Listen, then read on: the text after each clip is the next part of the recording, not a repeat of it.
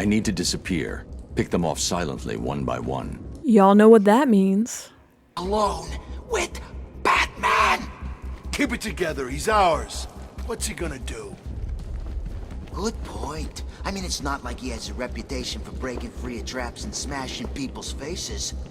Really nice detail that not only how the henchmen react, not when you just go near them, but also when you move side to side. Seeing them follow your movements adds a layer of realism to the scene.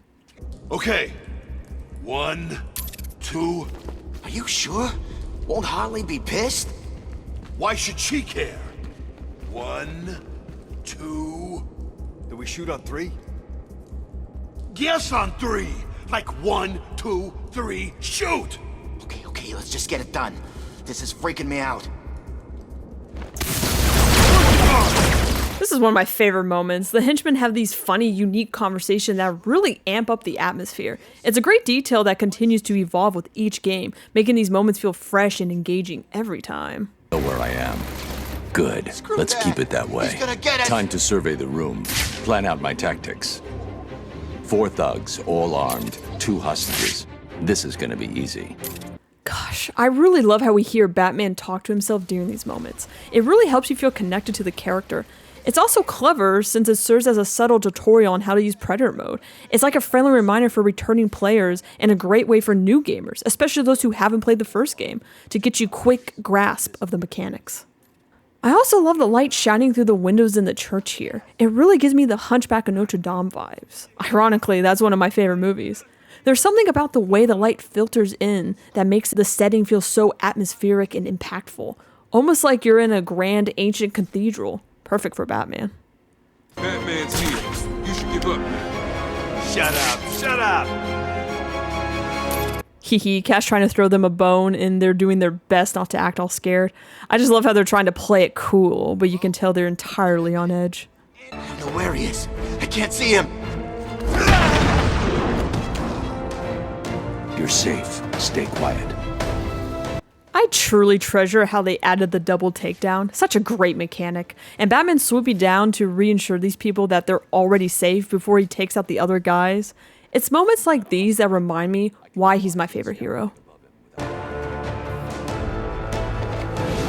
Okay, is this even possible? I know it's a video game and he's Batman, but I kind of think this is a bit out there, even for this world. Any martial artists or experts out there, let me know in the comments. Yo, Batman, thanks for the help. Okay, there's a lot going on here, which makes this a great scene in the game, but bear with me. First, we see this guy helping her out with her bonds and assisting her to her feet. Then we watch an officer go pick up a firearm and rushes over to check on the person in the corner. Another officer helps a guy with the bonds on his hands. Next, Cash runs off to lock the door and grabs a spare firearm from the floor. Officer North follows suit, and we quickly see a medical person grab a bag and check on one of the prisoners. It's such a small scene, but really adds a lot of depth and engagement to the game. Well, what about Stacy? Isn't anyone going after her? Like the nod to Stacy, the doctor that Batman's gonna save at Joker's place in a bit. It ties nicely since we heard the henchman talk about the doctor earlier. Okay, does everyone understand? Look after the wounded, keep the bad guys out. We're a team, let's keep it that way. I already talked about Cash in my Arkham Asylum interview tape video, which you can check out here, but in addition to being an incredible leader, I just love how he shows compassion while still holding his ground as a leader. He's such a great, underrated character in this series. I love the fact they brought Officer North back along with some other officers from Arkham Asylum. It's such an incredible detail that many people might miss, but it really adds a nice touch for fans of the first game. We can go ahead and talk to the rest of the team here to meet and greet with them. It's a great opportunity to dive into some interesting, fun lore about Arkham City, and it's a nice way to make us connect with them since they will be seized by Enigma later on. Let's see what they have to say. Are you all right? I am. Well, this poor guy got hurt pretty bad when that crazy woman attacked. This whole place is a melting pot of gangs and violence. If you don't fit in, you tend not to last too long. What the hell made that woman come in here and do all this? Why kill us? Quinn's only priority is to protect Joker. She's dangerous. So I see. Well, thanks, Batman. It's funny. I figured people would be grateful to have us here. I guess I was wrong. Is she going to be all right? I think so. She got hit in the head pretty hard when Harley Quinn came in. We should get a squad together. Hit back. There's too many of them, officer. Stay here with the wounded. What happened to this prisoner? He's not a prisoner. He's a doctor. Was he attacked? No. It's terrible, really. He transferred here, but I think it was too much for him. We didn't realize he was losing it. And we should have noticed. Noticed what? He was stealing supplies. Anesthetics, mostly. He used them when he cut his own face off. I found him. He was sitting in the corner, laughing. His face was missing. I wrapped him up and sedated him. Who knows what's in that case he's holding on to? We couldn't pry it loose. Ooh, what a great way to introduce the soon-to-be side mission, Hush. It's by far my favorite side mission in the game right after Riddler's, and I know many friends, myself included when I first played this, had no idea who this guy was or if he was going to be important to this game. Such a great way to tie him in. This is just a nitpick, but how is this box pried shut exactly? Did he glue it down or something? But then how would he open it? Maybe with a crowbar, or did he have some secret way of getting it in? I always wondered about that. One last thing in the church, if you look at the desk, you can see Cash has a spare hook for his hand. Does he lose it often? Does it slip off like a ring? I found this little detail to be pretty funny. I need to investigate this crime scene. I should scan this crime scene. I like the detail that Batman will not move further until you've scanned the gun. They use the candles here like spiking tape. I guess they wanted to keep things in precise position. I love how Joker just shoots through the window when they could have easily opened it with the handle right there. That's such a classic Joker move. Well, look who it is. I haven't seen you for... how long has it been? Let's see. There was an asylum, some monsters, and oh, that's right. You left me to die. It's fun when you replay this game and realize that's Clayface actually impersonating Joker right there. You can tell because he looks fine and isn't coughing at all. Such a great attention to detail. Joker magic. Just like that, the screen repaired itself. What are you waiting for? We both know how this is going to turn out. You're going to come and find me. You can't stop yourself, can you? Sometimes I wonder if all this will just end with one of us looking down at the other's corpse, trying to work out what to do next.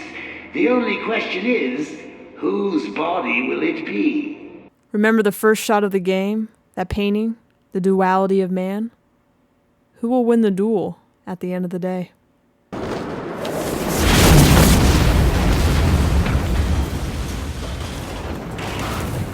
Ooh, what a clean shot right there. Batman gliding with the explosion behind him. Not to mention that Wonder Tower is behind it too. Is that more foreshadowing? Alfred, I've got a lock on the signal used to remotely control the sniper rifle. Joker's behind this. Was there ever any doubt? The radio signal should lead me right to him. Good luck, sir. I love how Batman updates Best Dad. It reminds me of my college days when I called my folks and tell them all about my plans to tackle class projects. I just love their dynamic in the series. Do you really think Batman blew up the church? Yeah. I mean, he was the last one in. Next thing, it's on fire. It doesn't sound like the kind of thing the Bat would do. I adore how they give so much personalities to some of these henchmen. Like this one guy who calls out his friends saying Batman's not crazy or sick enough to blow up the church. It adds such a fun layer to this game. Batman blew up the bell tower. No way. Since when does the Bat do things like that? Since 5 minutes ago. Are you full of crap, man? See what I mean? Even this guy calls out the BS. I saw Joker's girlfriend going in there earlier. If anyone blew up the church, it was her. You mean Harley Quinn? Does he have another? Don't go on Tumblr, man. You don't want to know. I used to play down this way when I was a kid. Place hasn't really changed much. See what I mean? Just adding a little hint of personality to these henchmen go a long way in enthralling you in this game. I decided to run back to the courtroom to show you one of my favorite conversations that you might have missed. It's really funny. Who knows? Batman came in here and kicked his ass. No way, man. Two-Face let him. It's a trick. The boss has got a plan. Was the plan to have Batman kick him around the room and leave him hanging over the acid tank? Must have been. Look, we just need to sit tight in here. When Two-Face comes back, he'll have a plan and we can take this place back for ourselves. Yeah, screw Joker, screw Penguin. All hail Two-Face! Take it easy, man. Sorry. Thought it was one of those high-five moments. It's not. Sorry to say, man, you are in the wrong game for that. High-five moments. Save Catwoman. She's a thief like us, right? She's better looking than you. And who says she's one of us? I hear she plays both sides. I bet she does. No, not like that. I can dream, can't I? It's all you've got left. There's no way she'd look twice at an ugly son of a bitch like you. So I decided to start this thing called the Thirst Jar. Behold. Every time someone mentions something like that, which happens a lot in this game, I will put a bat coin in the jar. We'll see how many there is at the end of the game. Also, I was gonna call it the corny jar. I'll let you read between the lines on that one, but I thought it was a little too inappropriate. So here we are, the first coin in the Thirst Jar. I know I said I was going to save the side missions for after the main story, and I am, but I can't help but mention how Azrael is just chilling, checking out his little flamethrower, making sure it works. I wonder if that's how he warms up a little bit, since he's going to be standing there for a hot minute. And then Penguin kills us. Why would he do that? We give him what he wants, we get our reward, everyone's happy. What if the reward is a bullet between the eyes? Or worse? You've heard the stories. He's a monster. I heard he dropped Razor in a pool filled with boiling water and razor blades. He thought it was funny. To be fair, that does sound pretty funny. Razor should never have left Joker's gang. Penguin was always going to try to get information out of him. I guess that's confirmation that Razor from the asylum survived, even though it seemed like he clearly died. Maybe Ra's al Ghul took him to the Lazarus pit, feeling sorry for the poor guy, even though Penguin put an end to him. I guess rest in peace, Razor. Eating that crap like pigs. Yeah, the clown. Oh, don't you? Man, I have no idea what you're talking about. Then I guess you still haven't proved yourself to Cobblepot. You'll find out. Hopefully it won't be firsthand. Really good story beat here with the Penguin's crew talking down to Joker's henchmen. You can tell that they are treated better just by the uniforms they wear. They look much warmer compared to Joker's guys. Also, a nice subtle hint to Solomon Grundy here. Not if you like eating dog food, it don't. What the hell's wrong with you? We ain't eaten for days. If this is dog food, it's not so bad. I don't know why, but I just like how that guy just assumes it's dog food and the other guy just accepts it without questioning it. Again, they just add some fun personalities to these henchmen, and it's just adorable to me. What a great nod to Scarecrow here. It's really smart they didn't give him a cameo. Just this little hint, with also the radio signals and where we find his secret lab on the boat later. I'll talk more about it when we get to that at the end of the game. But it just shows that he's still alive. He's lurking around planning something for Batman. I appreciate the details on the balloons and the fact that they gave us more objects to destroy than just the Joker teeth from the asylum. Excuse me while I do my AR training to grab the grapnel boost. My favorite gadget in the whole series. It makes gliding so much more fun. Nice touch that something lights up on his arm when he types, unlike in the asylum where he just presses random buttons. I see you have called in the Batwing, sir. Did I forget to pack something? No, Alfred. I think I need the grapnel boost. But Mr. Fox told you it's not yet ready for field deployment. It's still in the prototype stage. I've done enough training. I'm ready.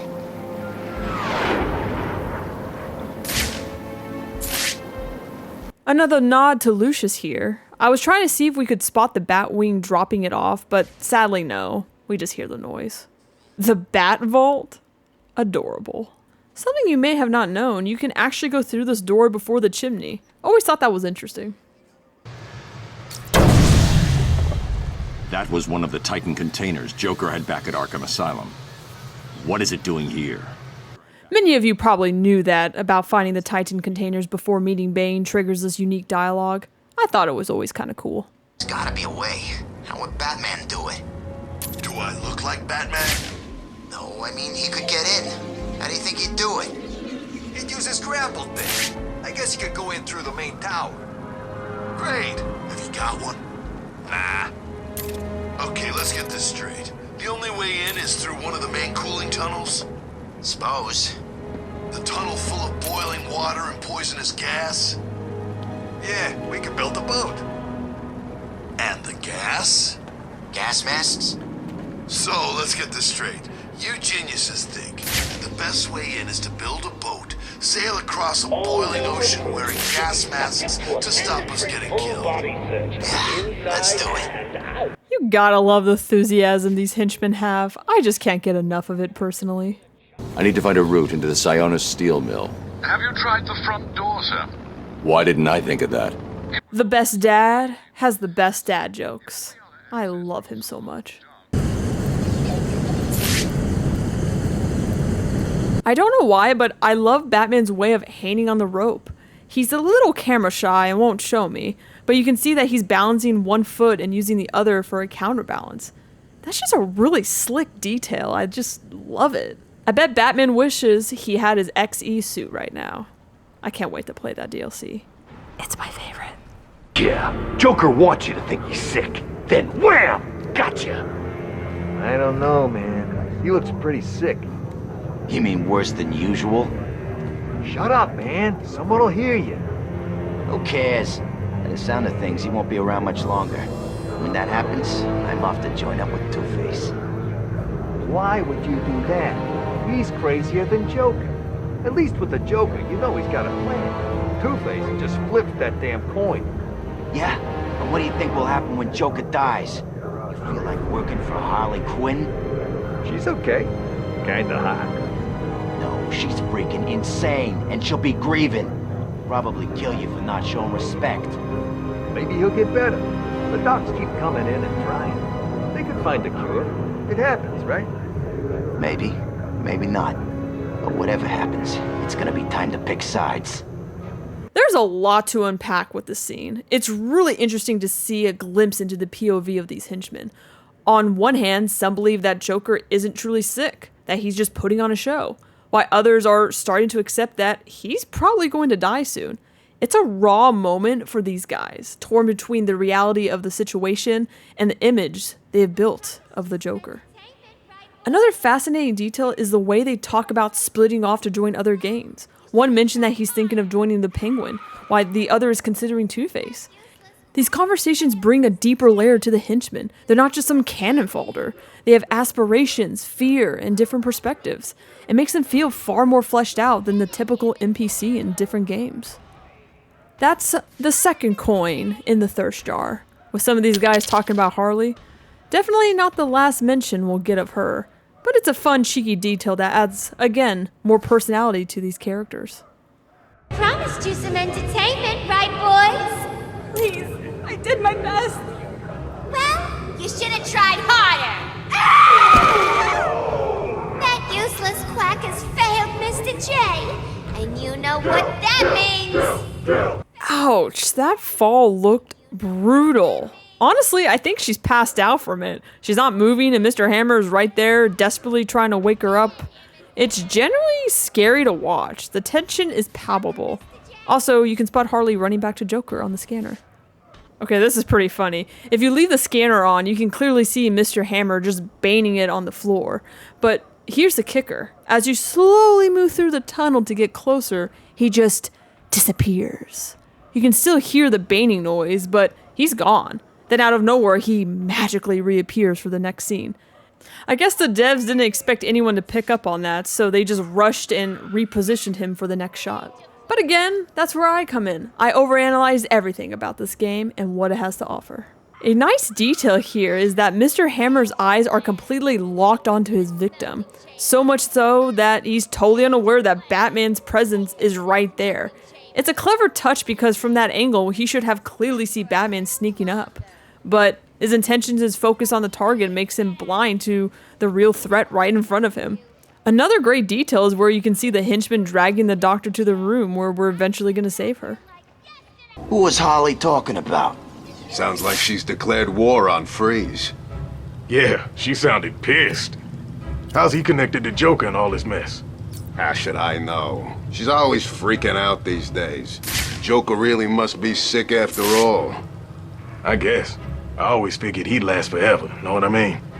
Maybe it's got something to do with all that crap back at Arkham Island. You saw what happened, right? Only what was on the TV. He was like some kind of freaking monster. He was huge. I thought he was gonna start ripping choppers out of the air. And then next time we see him, he's all normal looking.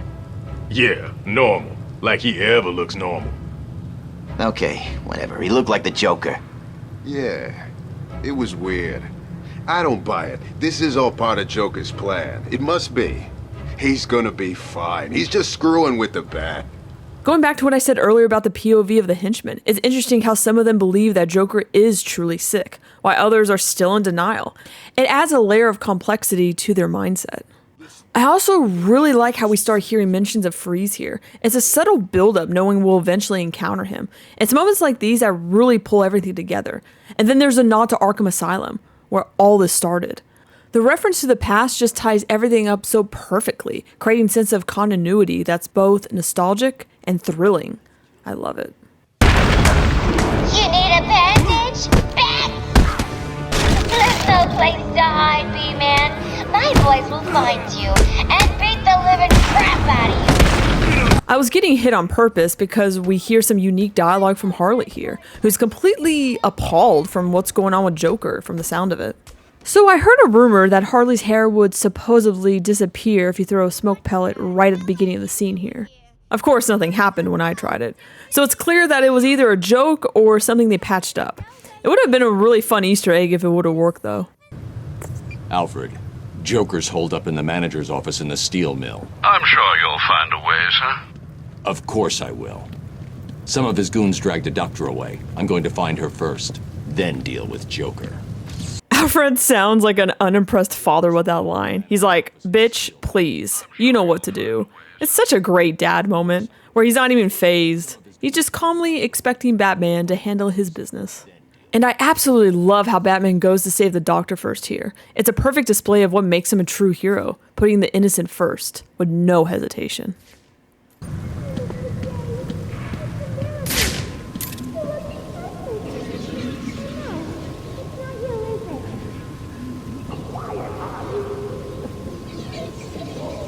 This is one of the first nods that some things are not what they seem with Joker. Great foreshadowing and story beat here.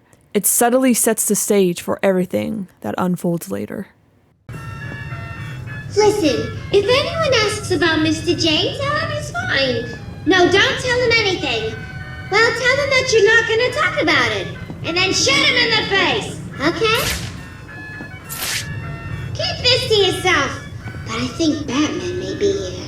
If you see him, kill him. If you don't stop pressing that button, I'll tell my Joker, and he will be so angry. Hello? Is this thing on? I love this. Such a classic Harley Quinn moment right here. It really feels like something straight out of BTAS. Tara Strong absolutely kills us Harley Quinn. Props to her to bring this chaotic energy to life. Bruh, that's probably on every job description that requires a henchman in Gotham. When I do, I'm gonna teach him not to mess with him. Harley wants him dead, and I want a piece of Harley. Are you insane? Harley? Have you forgotten about her boyfriend? Way I hear it, the whole world will have forgotten about her boyfriend soon enough. Then I get a ride on the Harley. Or a bullet in the face. Seriously, don't get too cocky. Batman's dangerous. Hell, Harley's dangerous. Gonna put a coin in the thirst jar for this one, since he mentioned he's gonna ride the Harley. Gross. But it also could be a fun nod to the episode Mad Love from BTAS, where Harley says to Joker, "You wanna rev up your Harley?" It's a nice throwback, even if the line is a bit cringy in context. Really nice subtle detail here. One of the guys is clearly terrified to witness Batman. You can see that his stance and the way he's shaking a little bit. Meanwhile, the other guy seems more laid back, almost like he's seen it all before. Also, if you look closely at the bumper cars, it has the same design as Joker's painting we see in the Arkham Asylum during the party scene. Nice callback. Did you hear the noise that last doctor was making? I like it when they scream like that. Me too. She was one of the loud ones, though. A real screamer. You know what I mean? If she knew what Abramovich is gonna do to her, She'd do more than scream. Okay, I feel like I need to put a coin in the thirst jar here because honestly, if you listen to that with zero context, it totally sounds like they're making their own version of 50 Shades of Gotham right here. Most of you probably go for the double takedown right here, but if you actually wait and head to the doctor first, you can catch a unique conversation between her and the henchman. Sorry, Doc. Harley wants you to hurt for not fixing up the Joker. She seems pretty upset. There's nothing I can do. He's too far gone. Yeah? His toxin level, it's off the chart. I don't know how he's still alive. Please, just let me go. I'm a volunteer. I'm here to help you people. This was supposed to be your last chance to make things good. Harley says if you can't fix the boss, we gotta hurt you. Bad.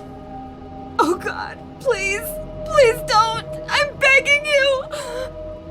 Stop crying, Doc. If it makes you feel better, I'm gonna enjoy hurting you. Yeah, me too. Why did he feel the need to whisper like that? No, I'm good. No need for that. Talking, Harley. When Jay's back, he'll trade you in for a new model. I just can't with some of these lines. That was perfect. Can you stand? Give me a second. What's wrong? I guess she really meant to give her a second since he literally pulls her up a second later. What's wrong with him? There's something in his blood. Some kind of toxin. It's killing him. He blames something called Titan. Titan? Yeah. Do you know what he's talking about? He kept going on about his last laugh. I really like how Batman says Titan. He sounds surprised yet intrigued, like he's piecing together the bigger picture. It's a great moment that shows his detective side, realizing how dangerous this new threat really is. Next to the grapnel boost, this is my favorite gadget. I have way too much fun using it on henchmen. If you go the wrong way, Batman actually tells you to get back to the correct path. Slowed me down. I need to get back after Joker. Harley, get back in here. I think I'm dying. I'm pretty sure that's Clayface talking there, since he didn't even cough once. There's some hidden dialogue here from the henchman trapped in the elevator that a lot of people miss. It's really interesting because they talk about the Abramovich twins lore. Take a listen. Did you see that guy with Harley earlier? Who? Oh, you mean Abramovich? Yeah, he's one mean son of a bitch. The guy is freaking huge. What does he eat, people? Who knows? I don't know if this is true, but I heard that the Joker had him sent over from some Russian freak show. Really? Yeah, but that's not the weird part. I heard he was like a Siamese twin. You know, conjoined, stuck together. They had a big fight. Well, I guess they split up. You're kidding? Oh, that's sick, man. All I know is that they still hate each other. I even heard that the other one went to work for Gotham. That's crazy, right? This place, who knows?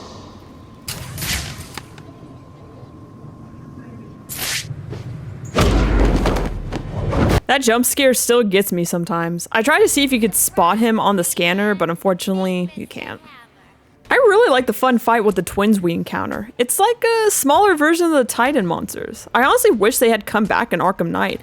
Feels like there was some missed potential there, especially how memorable they are in City. I love the Heath Ledger of the Dark Knight Joker tattoo on the twin here. It's a great callback to arguably the best Batman movie ever made. Rest in peace, Heath. You can see Joker now on the scanner with Harley there. Ooh, the sound of the heart monitor flatlining still gives me chills, even though it's fake.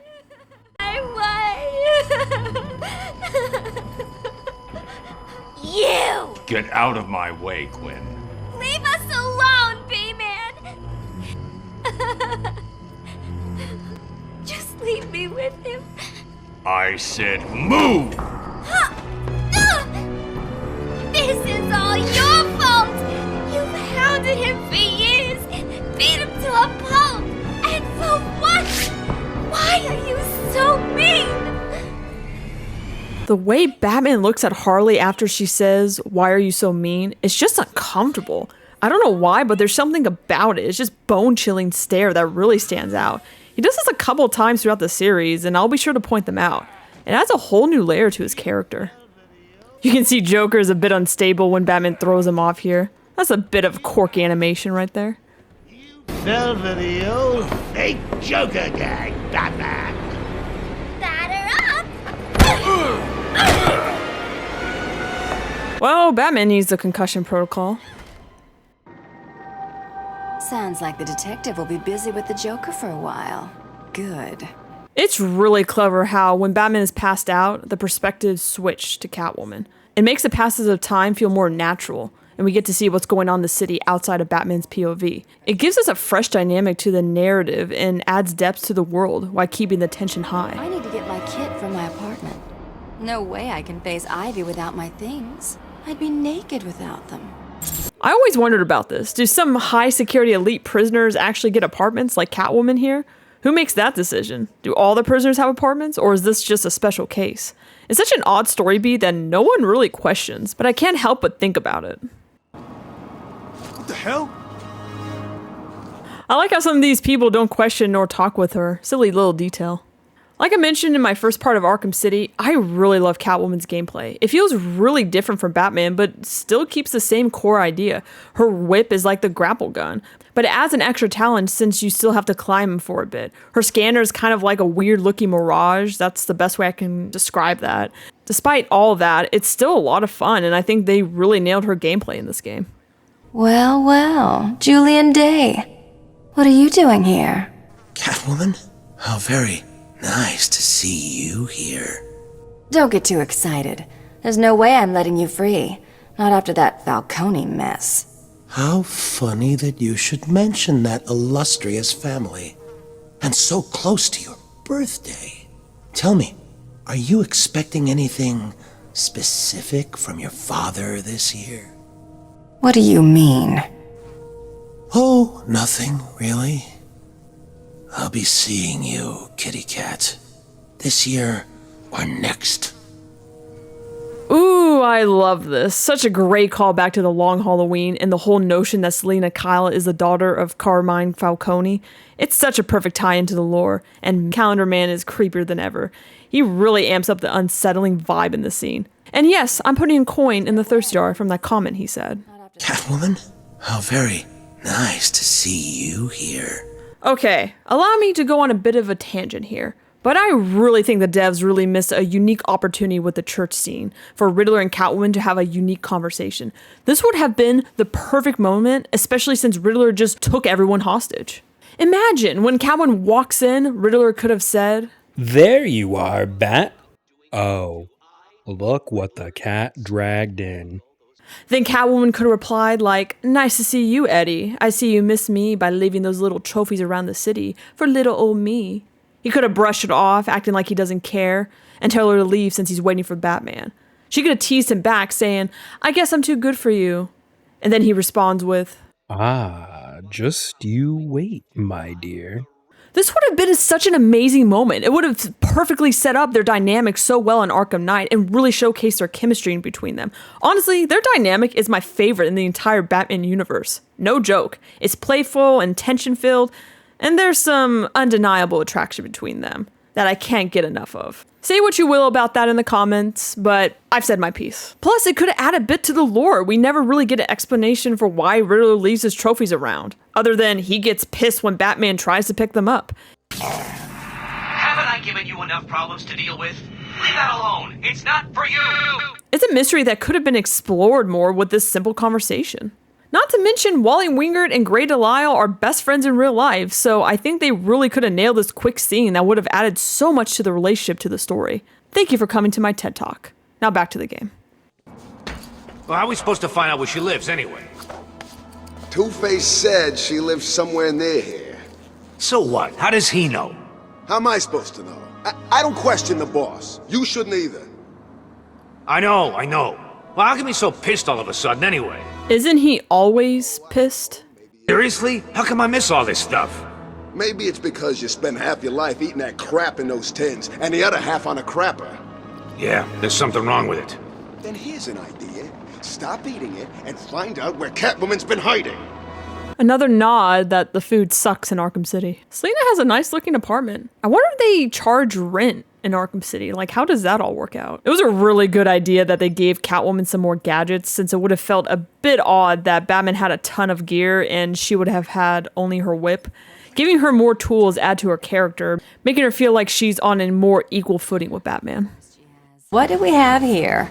Weird out-of-place plants, check. Mindless hypnotized henchmen, check. The oh-so-subtle odor of rotting pumpkins, check. Looks like I've found the entrance to Ivy's lair. Welp, that's one way to sum up Poison Ivy's character. This man is yearning to go on that blip one day. I really hope he gets the chance. You can feel the longing in his eyes.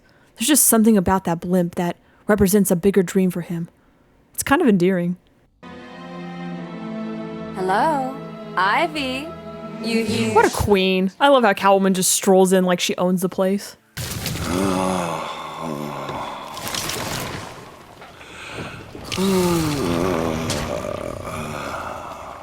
Why do they act like zombies? I know she's mind controlling them, but does she actually tell them to moan and act like the undead? Nice detail that Poison Ivy takes control of all the different henchmen from various gangs, including the Tiger Guards. It's a subtle but impactful touch that shows just how powerful her control is.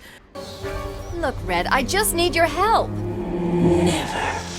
Not again. I love how we can see Catwoman's arms cross. She's so pissed and just done with this. And looks like Ivy got a brand new Arkham City jacket. Looks nice. Get back here, Harley. But I want to know who he is, sweetie. No one's who you think they are, my dear. Why spoil the fun? It's so interesting what Joker says about Batman's identity. He truly doesn't care. He thinks it would ruin the fun. He confirms this in Arkham Knight, where he expresses that knowing Batman's true identity wouldn't change anything for him. It's all about the game. It was all a lie. There's nothing wrong with you. Nice of you to say, but you of all people should know there's plenty wrong with me.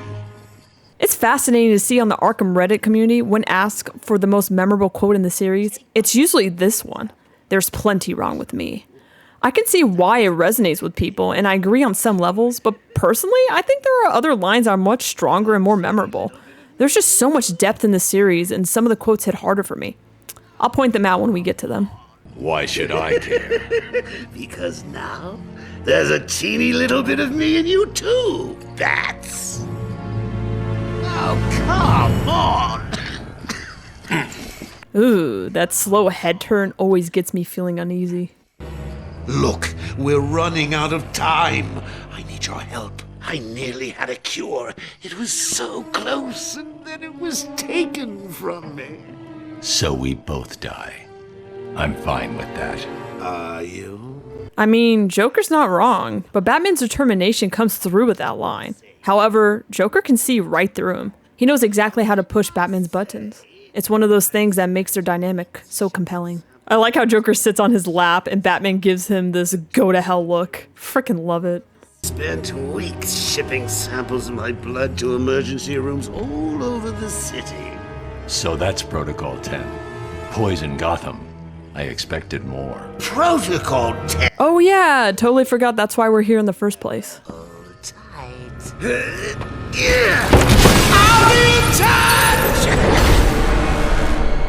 Okay, his back should be broken, right?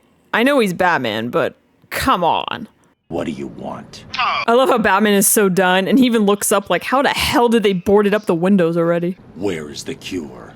Who has it? I had our cold-hearted friend Mr. Freeze making it. A really clever way to tie Freeze into this game, to find a cure, since that's his life mission, is to find a cure for his wife. Alfred, Joker's poisoned me. He may have poisoned Gotham too. Mr. Freeze has the only cure. What are you waiting for, then? He's in Arkham City. Find him. We'll find Mr. Freeze next time in part 3. What's your favorite gadget in Arkham City? Let me know down in the comments. And if you like this video, don't forget to hit that like button. And if you want to stay more connected with the community, I post regularly on the community tab about Batman media, fun polls, behind the scenes, and more. So make sure you click that on the bell notification so you don't miss out. Also, why not subscribe and join our Bat family? Us nerds need to stick together. Thank you so much for watching, and I'll see you soon. Stay tuned.